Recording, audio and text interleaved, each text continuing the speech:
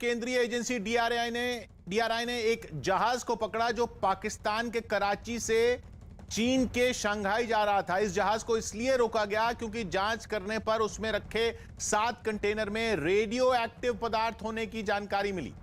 इतनी भारी मात्रा में रेडियो एक्टिव पदार्थ से भरे कंटेनर जब गुजरात के मुंद्रा पोर्ट पर पहुंचे तो अधिकारियों के भी होश उड़ गए। हालांकि पोर्ट की तरफ से जानकारी दी गई कि उस जहाज में रखा सामान कराची से सीधे शंघाई भेजा जा रहा था, न कि भारत के किसी बंदरगाह पर। लेकिन बड़ी तादाद में रेडियो एक्टिव पदार्थ की जानकारी मिलने के बाद अधिकारियों ने उसे जांच के लिए मुंद्रा पोर्ट पर ही रोक दिया और उसमें रखे कंटेनर भी उतरवा दिए। असल में डीआरआई के अधिकारियों ने शक के आधार पर उस जहाज की जांच की, जिसमें उन्हें यह चौंकाने वाली बात पता चली। जनक दवे हमारे साथ जुड़ रहे हैं। जनक, और क्या पता चल रहा है?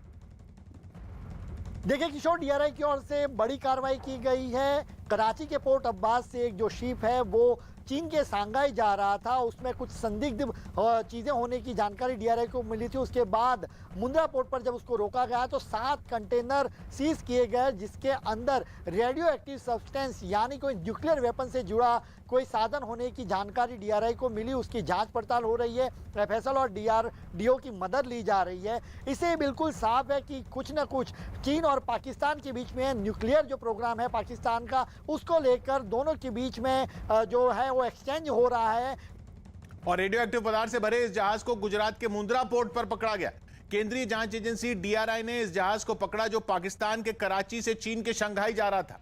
इस जहाज को इसलिए रोका गया क्योंकि जांच करने पर उसमें रखे 7 कंटेनर में रेडियो एक्टिव पदार्थ होने की जानकारी मिली। इतनी भारी मात्रा में रेडियो एक्टिव पदार्थ से भरे कंटेनर जब गुजरात के मुंद्रा पोर्ट पर पहुंचे तो अधिकारियों के भी होश उड़ गए। हालांकि पोर्ट की तरफ से जानकारी दी गई कि उस जहाज में रखा सामान कराची से सीधे शंघाई भेजा जा रहा था, न कि भारत के किसी बंदरगाह पर उसे उतरना था।